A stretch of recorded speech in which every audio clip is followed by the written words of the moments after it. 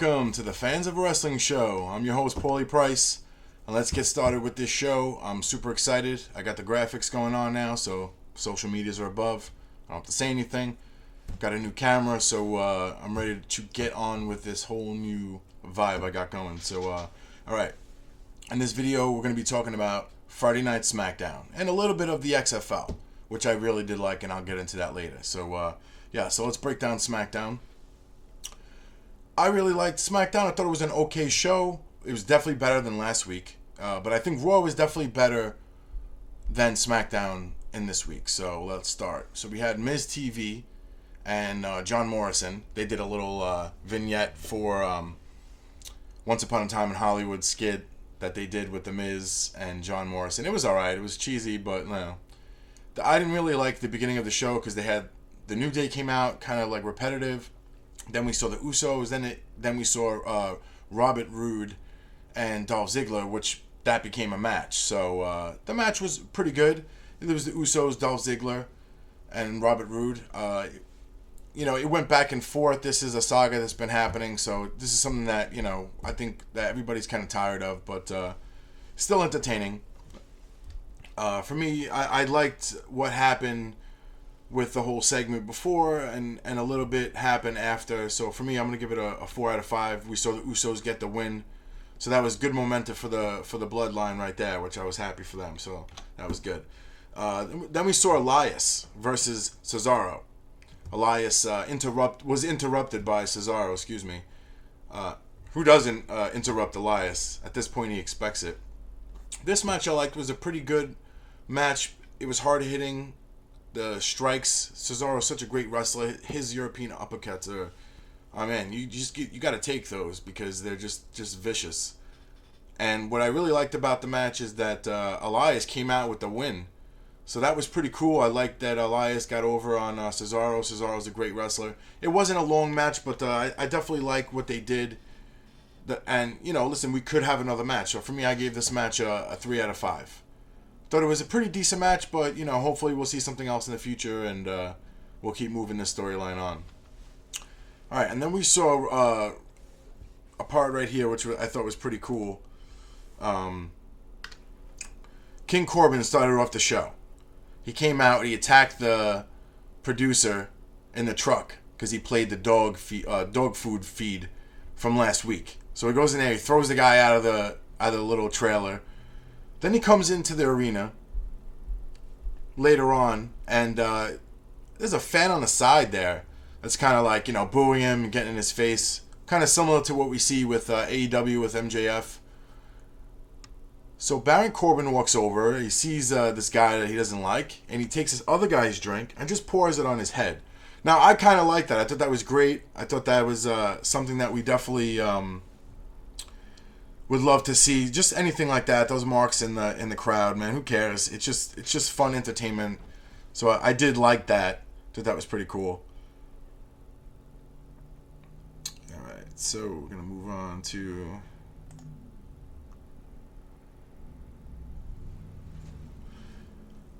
Yeah, and after he does the whole part with the drink to the guy's head, we see Roman Reigns come out and starts beating the crap out of Baron Corbin, where Baron Corbin actually retreats and gets out of there.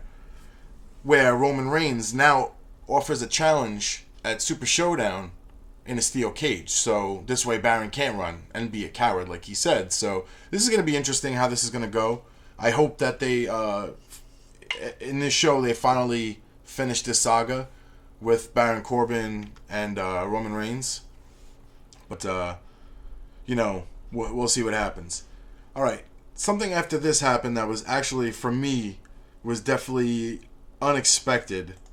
And that was to see Goldberg not show up. I was very upset that he wasn't there. They kind of like promoted it like, Goldberg's going to be back on SmackDown. And, then we see him via his home. We're like, I was kind of disappointed about that. But I have to say, this segment was extremely good because I liked Bray Wyatt, how he just went into newscaster mode, and his ability to change characters and own what he's doing is just so phenomenal. I really do love what he does. And, so he went in and he said, listen, I never got a shot at my Universal title after I lost it. So, and then Bray Wyatt was trying to tell him, hey, let me take my advice. And then Goldberg was like, the only thing I'm going to take is your Universal title at Super Showdown. So that's what we're getting. The Fiend versus Goldberg. Now, I'm curious. They're advertising here that The Fiend is going to be there. I'm curious if Bray Wyatt is going to be there. So that's definitely something that's is on my mind. I would love to find out what they're going to do. I'm kind of interested in the story. Listen, those Super Showdowns, they're fun, but let's face it, they're there for a reason that they have to be there. And some of the shows come out a little corny, and they're just felt like they're forced and pushed. But sometimes, listen, Hulk Hogan comes out, and you see a great entertaining show, but there's a lot of new things that come up, and it's just there's so many. They're coming out with that new trophy. I don't even want to get into that, but yeah, I'm just still interested to see this Goldberg versus the Fiend at Super Showdown. So at least we're gonna get that. And then that kind of fell into the Daniel Bryan segment, where he was actually backstage, and Heath Slater came next to him when he was in the locker room, sat next to him, and goes, "Man, what's the matter? You're crazy that you would go and you would fight the Fiend and you would put yourself out there. It was pretty stupid." And he kept going on, kind of basically kept insulting Daniel Bryan in a nice way. He was concerned about him, but he was still insulting him. And I love this because Daniel Bryan just turned around you know what? You, me in the ring. How's that sound? And that was really great. And I have to say, I was super happy that the match wasn't fast. Like we see with Drew McIntyre and Mojo Rawley. I mean, Mojo's a big guy. He shouldn't be able to get knocked out like that. And I did like how the match went on a little longer than usual. And in fact, Daniel Bryan even got more involved, where he kept putting his move and using different moves. So this was great. So they get in the match, and Bryan did everything possible to put him down. He had no chance in this match. He gave him the yes kicks. He gave him everything, and in the end of it, I think it ended in the label lock. So tapped out. I really liked this. With the segment on the match, I gave it a 4 out of 5 because I really liked the way they told the story. After the Fiend, it was perfect that they put it after the Goldberg segment, because it allowed it to digest, and you can actually see, oh, okay, this is cool. Daniel Bryan's moving on. He needs to get on the road to redemption before he can get to the Fiend again. Plus, every time someone faces the Fiend, he changes them. So, here's a Daniel Bryan still doing the yeses, but I don't know. I'm a little weary. So I gave the whole segment and the match itself 4 out of 5. I thought Slater did a great job. He sold everything perfect. A guy like that doesn't get TV time, and he did a great job. That's why I'm giving it a good rating. So after this, we saw Shinsuke Nakamura. He sent a message to the Intercontinental Champion, and that's Braun Strowman. I thought this was pretty cool how Dash Wilder, they attacked him from behind, they got involved, and they basically jumped him. And that's how you take a guy like that down. So I really liked that. I thought that was cool. That moved us on to the next match, which was a quick match, which was Sheamus versus Apollo Crews. What can I say? I mean, it was great. Again, another talent that doesn't get TV time. Apollo Crews did a great job to make sure that Sheamus looked like he was on top of his game, because listen, the guy is. But unfortunately for me, the match wasn't long. We're getting these short matches with Sheamus just to build up his credibility. So, I'm going to give it a 3 out of 5. It was a good match, but I just can't wait to see someone that's going to match up with Sheamus and really give him a run for his money. That's something that I'm looking forward to. But right now, he's on a war path, and I don't think anyone's going to mess with him. So, and then we move over to the main event, which was for the number 1 contendership for the Smackdown Women's title. So this was an interesting match. This was Carmella versus Dana Brooke versus Naomi versus Alexa Bliss. I have to say, this was actually a really entertaining match. There was a lot going on. I got to give it up for the referee. To keep all those women in order like that, and to make sure everybody's doing the right thing. I have to say, based on my notes, Bliss had pretty much the match, and then we saw Naomi just basically take over the match. I honestly thought Naomi was going to win the whole match. And then all of a sudden, Carmella comes out of nowhere and lands two really good super kicks that she nailed. That I really was like, whoa, to the point where she pinned her and got the 1, 2, 3. It was so credible. I was like, wow, that she earned that, because she did get knocked out. She was out, come back in. This is the game, it's a fatal 4-way match. No disqualifications. But, I mean, listen, Carmella had zero time to celebrate, because as soon as she got up, Bayley went right in the ring, came in, and she took out the new number one contender, and that's the Princess of Staten Island, Carmella. But once again, Mella is money, so I definitely can say that. I like that this match was a fatal 4-way, because it always brings that factor of no DQ. And, there were some interference here or there. But, listen, great match. The women put on a good show. I'm going to give this match a 5 out of 5. I thought it was really good. They did a good job on making sure that they were able to tell a story now for the new number one contender. And I'm actually interested now with Carmella being the number one contender against Bayley. So I thought that was a pretty good segment. I liked that whole thing that they did. So I believe that is the end of the show. Yes, that is. All right, so now we're gonna move to the ratings over here. We're gonna see the there the ref rating, the match card rating, production value, and the show rating. For me, I like the referees did a great job. They told a good story. I'm gonna give 5 out of 5 for the refs. I didn't see any issues. There were like maybe a couple little hiccups, but nothing that I'm gonna take away from them. So 5 out of 5 on that. For the match card rating, I'm gonna give it a 4 out of 5. For me, I might have moved another match, but it's not a big deal. It was still a good match card, told a good story. To move on to the Super Showdown, I did like the segment with Goldberg, and I liked that they showed Daniel Bryan after that, so that was good. So I'm going to give the match card a 4 out of 5.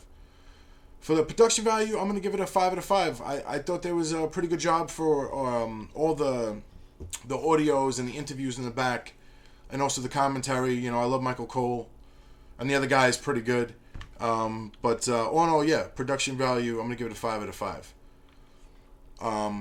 For the overall show value, I know it doesn't really tie into the other ones, but, I felt it lacked some storytelling in it, and I give it a 3 out of 5.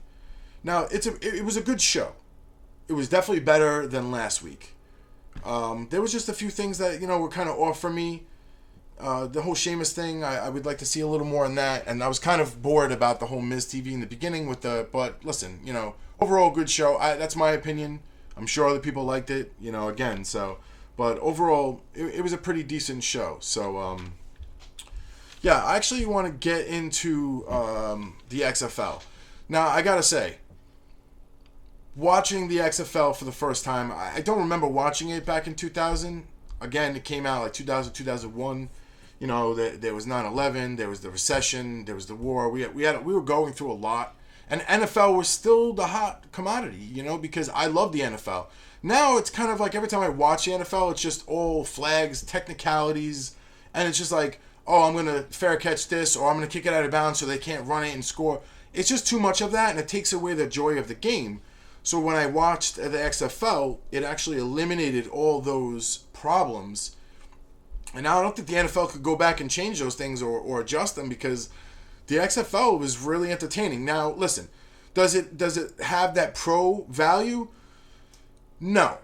There's certain aspects of it where it feels like pro. It has that pro feel, but like you can see that those guys aren't pro athletes, but those guys are top-notch athletes that can do wonderful things, and if they continue to go on this path and build the confidence in this league and get used to it, yeah, they could be pros. I mean, how cool would it be if we saw Brady turn around and go, you know what? I could just leave the NFL right now, go to the XFL. I've done so much in the NFL. Let me go to the XFL. How many people would come over and follow because of the rules? Because it's more of a fast-paced game. It's more about scoring. It's more about having fun. There's no huddle. You just do the plays. You run what you got to do. I feel like there's going to be less injuries in the XFL, because of the fact that they have the rule where on the kickoff, nobody could run until the other team receives the ball. So to me, that's a pretty good rule, and then you see that, and it actually lets you fall out the play. And it's nice to see that instead of seeing fair catches, and they're forcing people not to punt. And they threw a new scoring system. They got rid of the extra point field goal, which I thought was a great idea because 95% of the time, they're nailing it, but people going to the bathroom or going to get food, or they missing it. And it's like sad that they're missing something so easy. And now that they have to score and get in on the 1 point, it's more exciting. Then you can do the 2 points, get the 2-point conversion, and then they added a 3-point where you can actually do it from the 10-yard line. And I think that's pretty cool because think about it. If the other team has 3 field goals that they hit, they're not able to score a touchdown, but they were able to get 3 field goals. Now it's 9-0. And now you score a touchdown and get that 3-point conversion, tie game. Just like that. And it adds a new element in. And I really like that. And I have to say, too, I like all the teams that they have. I mean, you got 8 teams. I believe they're doing about a 10-week season. And then it's going to be a 2-week postseason. And then a championship game. So I'm really excited about this. I can't wait. And I like that they did it right after the Super Bowl. People are still in that football field. It's still winter. I love it. I hope that it succeeds. I know McMahon, has a lot of money involved and, really doesn't want to get his name involved because I don't blame him because people think you associate with wrestling, but it's nothing. I love it. I love that they're giving this the in-game play cameras and we're hearing the referees, we're hearing the review stand instead of sitting there and listening to some guy's opinion. We're hearing the official going, oh man, this is tough. I'm looking at let me see another angle, and you see that he's like doing this. It's actually really cool. So I'm super excited about that. And we can even go over and break down right now.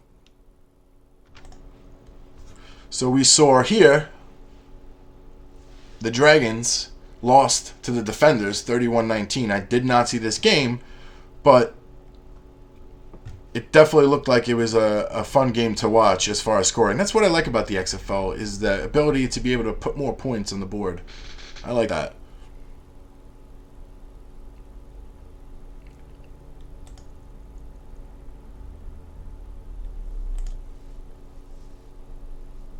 So we got the Vipers and Dragons coming up. Guardians and Defenders. Blackhawks and the Roughnecks. I don't know, man. I'm pretty excited. It's got a good vibe, and I just like the way that they're playing out everything. But yeah, so that's my review on the XFL. Honestly, if you want my opinion, I'm gonna give it a 5 out of 5 because it was really entertaining. I can't wait for more, and yeah, I really do. I like everything that they're doing with the XFL, and super stoked. So if there's anybody out there that wants to comment or say anything, go right ahead. I appreciate you watching the show. So this was the review for Smackdown. So if you didn't remember for Smackdown, I gave it a 3 out of 5. It had a lot of good points, but there were some times that I was like, I wasn't buying it, so that's why I didn't get that big of a rating, but overall it was a good show. So thanks for watching. If you're not following me, follow me on my social medias.